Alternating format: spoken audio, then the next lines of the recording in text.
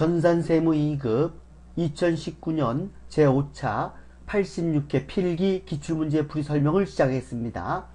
회계는 교육이 아니라 훈련입니다. 자격증 취득을 위해서 반복적인 학습이 꼭 필요하며 KMC 회계는 유튜브나 네이버 TV에서 무료로 수강할 수 있습니다. 1번 재고자산의 원가 흐름에 대한 가정 내용 중 틀린 것은 재고자산 평가 방법에는 개별법, 선입선출법, 후입선출법, 이동평균법, 총평균법이 있습니다. 개별법이란 매입한 상품을 별도로 보관 처리하기 때문에 실제 물량 흐름대로 매출 원가를 산출합니다. 선입선출법은 먼저 사온 상품을 매출한 원가로 처리합니다. 후입선출법은 나중에 사온 상품을 매출한 원가로 처리합니다.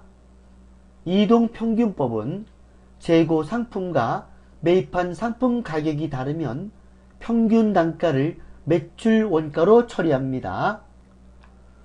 총평균법은 한 달에 한 번씩 총평균 단가를 산출하는 방법입니다. 예를 들어서 동일 상품 매입 시 물가가 상승하여 매입 단가가 다를 경우입니다. 1월 10일 100원에 매입을 했고 1월 15일 날 120원에 매입을 했을 경우 1월 20일 날 150원에 매출하였다고 한다면 매출 원가와 매출이익은 얼마인가? 먼저 선입선출법은 먼저 사온 상품이 매출 원가가 되기 때문에 매출 원가는 100원이 되고 매출 총이익은 매출액 150원에서 100원을 뺀 50원이 되겠습니다. 후입선출법은 나중에 사온 상품인 120원이 매출 원가가 되고 매출 총이익은 150원에서 120원을 차감한 30원이 됩니다. 이동평균법은 100원과 120원의 평균 단가인 110원이 매출 원가가 되고 매출 총이익은 40원이 되는 겁니다. 이 세 가지 방법 중에서 가장 수익 비용 대응이 적절한 것은 후입선출법입니다. 왜냐하면 매출 가격에 대한 매출 원가가 가장 최근이기 때문에 후입선출법이 비용 수익 대응의 원칙에 적합하다고 할 수가 있습니다. 재고자산의 원가 흐름에 대한 가정 내용 중 틀린 것을 물어봤습니다. 1번 일반적으로 선입선출법은 후입선출법보다 수익비용 대응이 적절하다. 틀렸습니다. 선입선출법의 매출은 최근 단가이고 매출 원가는 과거의 원가이므로 수익비용 대응이 적절하지가 않습니다. 후입선출법이 수익비용 대응이 적절합니다. 2번 이동평균법은 상품을 구매할 때마다 가중평균 단가를 계산하여 기말재고액을 결정하는 방법이다. 맞습니다. 후입선출법은 재무상태표보다는 손익계산서에 충실한 방법이다. 아까 수익비용 등이 적절한 게 후입선출법이라 그랬습니다. 맞습니다. 개별법은 실제 물량의 원가 대응에 충실한 방법이다. 맞습니다. 답은 1번이 되겠습니다. 2번 다음은 자본적 지출과 수익적 지출에 대한 설명이다. 틀린 것은 자본적 지출이란 자산의 가치가 증가하거나 자산의 내용 연수가 연장되거나 자산의 업그레이드를 말합니다. 이런 경우는 해당 자산으로 처리가 됩니다. 수익적 지출이란 고장으로 인한 원상복귀 비용이나 자산의 현상 유지로서 수선비로 처리를 하는 겁니다. 1번 엘리베이터 설치 등 자산의 가치를 증대시키는 지출은 자본적 지출로 처리한다. 맞습니다. 증축, 개축 등 자산의 내용 연수를 연장시키는 지출은 자본적 지출로 처리한다. 맞습니다. 파손된 유리 교체 등 자산의 원상 복귀를 위한 지출은 수익적 지출로 처리한다. 맞습니다. 건물의 도색 등 자산의 현상 유지를 위한 지출은 자본적 지출로 처리한다. 자본적 지출이 아니고 수익적 지출입니다. 답은 4번이 되겠습니다. 3번 다음 중 사채와 관련된 설명으로 잘못된 것은 사채가 할인 발행 시 사채 할인 발행 차금은 사채의 선이자의 성격으로 결산 시 사채 할인 발행 차금 상가액만큼은 이자 비용이 증가를 하는 겁니다. 예를 들어서 1월 2일 사채 액면 100만원을 90만원에 할인 발행하다. 이자율은 연 3%이고 상환기간은 5년이다. 대변에 사채 액면가 100만원이고 차변엔 보통예금 90만원 그리고 사채 할인 발행 차금 10만원이 발생을 합니다. 이 사채 할인 발행 차금은 5년 동안에 사채 이자의 선이자의 성격을 띠고 있습니다. 그래서 이 사채 할인 발행 차금은 상환기간 동안 유효이자율법에 의해서 상각을 하게 되는데 그 상각액은 이자 비용으로 처리합니다. 12월 31일 결산 시 유효이자율법에 의한 사채 할인 발행 차금 상각액은 35,000원이다. 이런 경우 이 사채 할인 발행 차금 상각액을 이자 비용으로 처리합니다. 차변에 이자 비용 35,000원이 되고 대변엔 사채 할인 발행 차금 35,000원입니다. 그래서 처음에 발생한 이 사채 할인 발행 차금은 상환기간 동안에 이자 비용으로 대체가 되는 겁니다. 1번 사채의 발행가액은 사채 미래 현금 흐름을 발행 당시 해당 사채의 시장 이자율, 유효 이자율로 한량가치인 현재 가치로 결정된다. 맞습니다.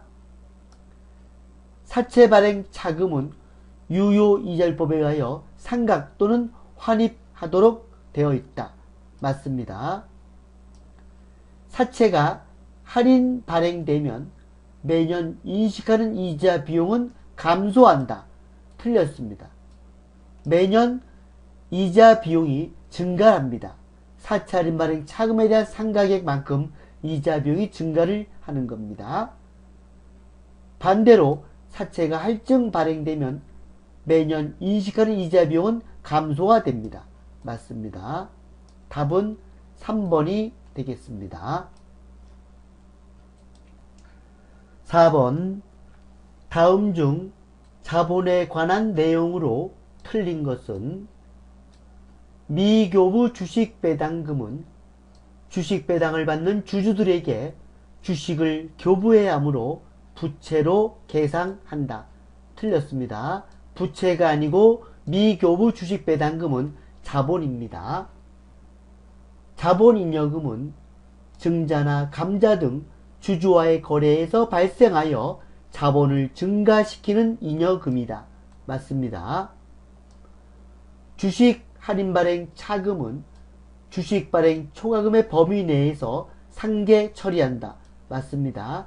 주식 할인 발행 차금, 주식 발행 초과금은 서로 상계 처리합니다. 자기 주식은 자본에서 차감되는 항목이며 자기 주식 처분 이익은 자본에 가산되는 항목이다. 맞습니다. 답은 1번이 되겠습니다. 이런 문제는 프로그램 개정 과목 및 적용 등록을 참조하면 되겠습니다. 개정 과목 및 적용 등록을 클릭합니다. 오른쪽 마우스를 대고 찾기를 클릭합니다. 여기다가 미교부 주식 배당금 하고 엔터를 치게 되면 여기 미교부 주식 배당금이 나와 있는데 자본 조정입니다. 아까 부채라 했죠? 그래서 틀린 겁니다. 미교부 주식 배당금. 그리고 여기 자기 주식은 차감 항목이 맞고, 그리고 자기 주식 처분 이익은 자본의 증가가 맞습니다. 상을 닫습니다. 5번 다음 중 회계 추정의 변경에 대한 설명으로 틀린 것은 회계 추정의 변경이란 채권에 대한 대손, 재고자산의 진부와 금융자산, 금융부채의 공정가치 변경, 감가상각비의 변경으로서 전진법을 적용합니다. 그리고 회계 정책의 변경이 있는데 이것은 재고자산 단가 결정 방법의 변경, 즉 선입선출법에서 후입선출법으로 바꿨다든지 후입선출법에서 선입선출법으로 변경한 경우입니다. 그리고 유형자산의 측정 기준 변경입니다. 이것은 소급법을 적용을 합니다. 정책 변경과 추정 변경이 구분이 불가능할 때는 추정 변경으로 보는 겁니다. 1번 회계 추정의 변경 효과는 변경 전에 사용하였던 손익계산서 항목과 동일한 항목으로 처리한다. 맞습니다. 회계 추정은 계정 과목만큼은 손익계산서 항목과 동일한 항목으로 처리하게 되어 있습니다. 2번 감가상각의 변경은 회계 추정의 변경에 해당된다. 여기 감가상각비 변경은 회계 추정의 변경이라 그랬습니다. 맞습니다. 회계 추정의 변경은 전진적으로 처리하여 그 효과를 단기와 단기 이후 기간에 반영한다. 회계 추정의 변경은 전지법을 적용한다 그랬습니다. 맞습니다. 회계 변경이 회계 정책의 변경인지 회계 추정의 변경인지 구분하기가 어려운 경우에는 이를 회계 정책의 변경으로 본다. 틀렸습니다. 정책 변경과 추정 변경이 구분이 불가능할 때는 정책 변경이 아니고 추정 변경으로 보는 겁니다. 답은 4번입니다. 6번 원가 구성 요소의 분류상 해당 항목에 포함되는 내용 중 틀린 것은 직접 원가는 직접 재료비, 직접 노무비, 직접 경비이며 기초 원가 또는 기본 원가라고도 합니다. 가공비는 직접 재료비를 제외한 모든 원가로서 직접 노무비, 직접 경비, 제조 간접비를 말합니다. 1번 기본원가, 직접 노무비, 그 다음에 제조 간접비는 가공비, 제조원가에 직접 재료가 포함됩니다. 맞습니다. 2번은 직접 재료비, 기본원가, 제조간접비, 가공비 맞고 직접 노무비, 제조원가에 포함됩니다. 맞습니다. 기본원가, 직접 노무비, 기본원가, 가공비, 직접 재료비 요거 틀렸습니다. 가공비란 직접 재료비를 제외한 모든 원가로서 직접 노무비, 직접 경비, 제조간접비를 말합니다. 요 3번은 직접 재료비는 가공비가 아닙니다. 간접 노무비는 제조원가가 맞습니다. 4번 직접 노무비 기본원가, 간접 재료비 가공비, 간접 노무비 제조원가 맞습니다. 답은 직접 재료비를 가공비로 분류한 3번이 정답이 되겠습니다. 7번 다음의 자료를 이용하여 단기말 제품 재고액을 계산하면 얼마인가? 기말 제품을 물어봤습니다. 단기말 제공품은 전기와 비교하여 45,000원이 증가하였다. 전기말 제품 재고는 62만원이었다. 단기 중 발생 원가 집계로서 직접 재료비 36만원, 직접 노무비 48만원, 제조간접비 53만원이고 당기 손익계산서상 매출 원가는 135만원이다. 기말 제품을 구하기 위해서는 제품 계정을 그리면 되겠습니다. 제품 계정 차변엔 기초제품, 당기제품 제조원가, 대변엔 매출원가와 기말제품입니다. 지금 기말제품을 물어보는 문제입니다. 자, 그러면 여기 먼저 두 번째 전기말 제품 재고는 62만원이다. 전기말 제품 재고는 당기에는 기초제품입니다. 그래서 기초제품에 62만원을 입력을 했습니다. 그리고 당기 손익계산서상 매출 원가는 135만원, 여기다가 135만원 적었습니다. 이제는 당기 제품 제조 원가가 나와야 되는데 당기 제품 제조 원가가 없습니다. 그래서 이 당기 제품 제조 원가를 산출하기 위해서는 제공품 계정을 그렸습니다. 차변에 기초 제공품, 당기 총 제조 원가, 대변엔 당기 제품 제조 원가와 기말 제공품입니다. 문제에서 당기말 제공품은 전기와 비교하여 45,000원 증가했다. 그랬을 때 기초 제공품을 0이라고 놓는다면 기말 제공품은 45,000원이 됩니다.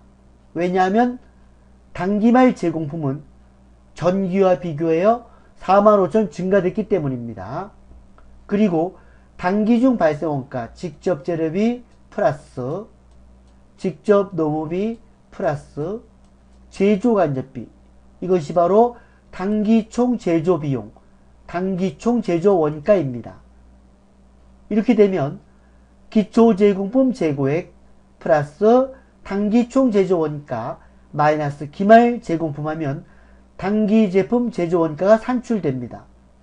이 당기 제품 제조 원가가 제품 계정 차변에 오게 되면 기말 제품을 산출할 수가 있습니다. 기초 제품 62만원 플러스 당기 제품 제조 원가 132만 5천원 마이너스 매출원가 135만원 하게 되면 기말 제품은 59만 5천원이 되는 겁니다. 그래서 답은 2번이 되겠습니다. 8번 다음 자료를 이용하여 제조부문 A에 배분해야 하는 보조부문 총 변동 원가는 얼마인가? 제조부문 A에 배분해야 하는 보조부문 총 변동 원가를 물어봤습니다. 주식회사 동일제조는 두 개의 보조부문으로 S1, S2와 두 개의 제조부문으로 A, B를 두고 있다. 당년도 6월 중에 각 보조부문에서 생산한 보조용역의 사용 원가율은 다음과 같았다. 보조부문 S1, S2가 있고 제조부문 A와 B가 있으면서 배분율이 나와 있습니다. S1 부문과 S2 부문에서 당월에 발생한 변동 원가는 각각 40만원과 20만원이었다. 동일제조는 보조부문 원가의 배분에 단계 배분법을 사용하며 S2부터 배분한다. 여기 S1 금액은 40만원입니다. 여기는 40만원. 그리고 S2는 20만원입니다. 문제에서 S2부터 배분하는 단계 배분법입니다. S2를 먼저 배분합니다. 배분율 0.4, 0.2, 0.4 모두 1입니다. 그래서 그대로 배분하면 되죠. 20만원 곱하기 0.4 하게 되면 S1 보조 부문에는 8만원이 배부가 됩니다. 그리고 A 제조 부문은 2는 4만원이 배부가 됩니다. B에는 역시 8만원이 배부가 됩니다. 그리고 S1을 배부해야 되는데 원래 40만원인데 여기 8만원 왔죠? 그래서 40만원과 8만원을 더합니다. 여기다 8만원 또 왔으니까 더하면 48만원인데 이 두 번째는 이 보조부문 배부율은 필요가 없습니다. 제조부문 배부율만 적용되는데 0.4 여기도 0.4입니다. 그럼 두 개 더하면 0.8이죠. 0.8분의 0.4 0.8분의 0.4를 적용합니다. 그 반반입니다. 48만원의 반이니까 A 제조부문은 24만원, 또 B 제조부문도 24만원이 오는 겁니다. 지금 문제는 제조부문 A에 배분하는 보조부문 총 변동 원가를 물어봤기 때문에 24만원, 4만원 더해서 28만원이 정답이 되겠습니다. 답은 4번입니다. 만약에 제조부문 B에 배분하는 보조부문 총 변동 원가를 물어봤다면 24, 8만원 더해서 32만원이 되겠습니다. 9번 주식회사 서림은 제조 간접비를 직접 노동시간을 기준으로 배부한다. 2019년 제조 간접비 예상액은 600만원, 예상 직접 노동시간은 4만 시간이다. 2019년 말 실제로 발생한 제조 간접비는 586만 원이고 실제 발생 직접 노동시간은 39,000시간이라고 할 때 제조 간접비의 배부 차이는 얼마인가? 제조 간접비를 예정 배부하게 되면 제조 간접비 계정을 그리면 되겠습니다. 제조 간접비 계정 차변엔 실제 발생이 기록되고 대변엔 예정 배부액이 기록됩니다. 실제 발생액은 여기 586만 원이라고 나와 있습니다. 예정 배부액은 안 나왔는데 예정 배부액은 예정 배부율 곱하기 실제 발생 노동시간입니다. 여기 실제 노동시간은 여기 보면 나와 있죠. 실제 발생 노동시간 39,000시간 나와 있습니다. 그러면 예정 배부율을 알아야 되는데 여기는 예정 배부율이 나오지 않고 예정 배부율을 산출하게 되어 있습니다. 예정 배부율은 제조간접비 예상액 나누기 예상 노동시간이 됩니다. 제조간접비 예상액은 600만원이고 예상 노동시간은 4만시간입니다. 그래서 600만원 나누기 4만 하게 되면 예정 배부율은 시간당 150원이 되는 겁니다. 그래서 예정 배부액은 예정 배부율 곱하기 실제 발생 노동시간에서 585만원이 예정 배부액이 되는 겁니다. 예정 배부액보다 실제 발생액이 많기 때문에 배부 차이가 대변에 발생을 하면서 이것은 과소배부입니다. 실제 발생액보다 과소배부됐습니다. 만원. 그래서 답은 2번이 되겠습니다. 2번 만원 과소배부입니다. 10번 완성품이 2000개이고 기말 제공품은 500개인데 완성도는 40%인 경우 평균법에 의한 종합원가 계산에서 재료비 및 가공비 완성품 환산량은 몇 개인가? 단, 재료는 공정 50% 시점에 전량 투입되며 가공비는 전 공정에 균일하게 투입됐다 그랬습니다. 완성품 환산량 산출 공식은 평균법일 때는 완성품 수량 플러스 기말 제공품 완성품 환산량입니다.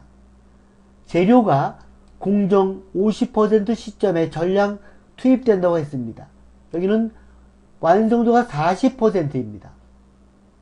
기말 제공품 완성도가 40%이므로 아직 재료는 투입되지가 않았습니다. 그래서 재료비 완성품 환산량은 완성품 수량 2000개 플러스 기말 제공품 완성품 환산량인데 아직 재료가 투입이 되지 않았기 때문에 기말 제공품 재료비에 대한 완성품 환산량은 없습니다. 그래서 재료비는 2,000개가 되고 가공비는 완성품 수량 2,000개 플러스 기말 제공품 완성품 환산량 500개 곱하기 0.4 해서 200개니까 2,200개가 되는 겁니다. 답은 재료비 완성품 환산량은 2,000개이고 가공비 완성품 환산량은 2,200개인 1번이 정답이 되겠습니다. 11번 다음 중 부가지세법상 과세 대상인 재화의 공급으로 보는 것은 재화의 공급에는 두 가지가 있습니다. 실질 공급과 간주 공급입니다. 간주 공급이란 매입세 공제받은 물품 중에서 아래상에 해당되는 것이 바로 간주 공급입니다. 간주 공급이란 실질 공급이 아님에도 공급으로 간주하여 부가세를 납부해야 되는 것입니다. 여기에는 자가 공급, 개인적 공급, 사업상 증여, 폐업시 잔존재화가 있습니다. 자가 공급은 면세사업의 사용, 비영업용 수용차 구입 및 유지 비용, 직매장 반출, 그리고 개인적 공급은 대표자 또는 직원 경조사 비용으로 10만원 초과분은 개인적 공급으로 처리합니다. 1번 공장 건물, 기계장치가 국세징수법에 따라 공매된 경우, 이 공매된 경우는 재화의 공급으로 보지 않습니다. 2번 택시 운수업을 운영하는 사업자가 구입한 매입세 공제를 받은 개별 소비세 과세 대상 소형 승용차. 택시 운수업을 운영하는 사업자이기 때문에 이 개별 소비세 과세 대상이란 1000cc가 초과되는 승용차입니다. 그렇지만 택시 운수업을 운영하기 때문에 1000cc가 초과돼도 매입세 공제를 받을 수가 있습니다. 그러나 이 소형 승용차를 업무 목적인 회사 출퇴근용으로 사용했다. 이런 경우는 간주 공급으로 처리를 하는 겁니다. 맞습니다. 컴퓨터를 제조하는 사업자가 원재료로 사용하기 위해 취득한 부품을 동회사의 기계장치 수리에 대체하여 사용하는 경우, 이런 경우는 간주 공급이 아닙니다. 회사가 종업원에게 사업을 위해 착용하는 작업복을 제공하는 경우 역시 그것도 간주 공급이 아닙니다. 답은 2번이 되겠습니다. 12번 다음 중 부가지세법상 사업자 등록과 관련된 설명으로 틀린 것은 1번 사업자는 원칙적으로 사업장마다 사업 개시일로부터 20일 이내에 사업자 등록을 하여야 한다. 맞습니다. 신규로 사업을 시작하려는 자는 사업 개시일 전에 사업자 등록을 할 수 없다. 틀렸습니다. 신규 사업자는 사업 개시일 전이라도 사업자 등록은 할 수가 있습니다. 사업장이 둘 이상인 사업자는 사업자 단위로 해당 사업자의 본점 또는 주사무소 관할 세무서장에게 등록을 신청할 수 있다. 맞습니다. 사업자 단위란 말은 뭐냐면 사업장이 둘 이상인 사업자라도 하나의 사업자 등록증으로 사용할 수 있다는 겁니다. 4번 사업자는 사업자 등록의 신청을 사업장 관할 세무서장이 아닌 다른 세무서장에게도 할 수 있다. 맞습니다. 답은 2번이 되겠습니다. 13번 컴퓨터를 제조하여 판매하는 주식회사 백두산의 다음 자료를 이용하여 부가지세법상 납부세액을 계산하면 얼마인가? 매출처별 세금계산서 합계표상의 공급가액은 1000만원이다. 공급가액이 나오면 매출세액은 10%니까 100만원이 되는 겁니다. 매입처별 세금계산서 합계표상의 공급가액은 500만원이다. 이 중 개별 소비세 과세 대상 소형 승용차의 렌트 비용과 관련된 공급가액은 10만 원이다. 개별 소비세 과세 대상이란 말은 뭐냐면 1000cc가 초과되는 비영업용 소형 승용차를 말합니다. 이거는 불공 매입사항입니다. 그래서 500만원에서 10만원 빼면 490만원이 공제받을 공급가액입니다. 그래서 매입세액은 500만원에 대한 50만원, 그리고 10만원에 대한 만원 빼서 매입세액은 49만 원이 됩니다. 납부세액은 100만원에서 49만원 차감한 51만원이 되는 겁니다. 답은 4번이 되겠습니다.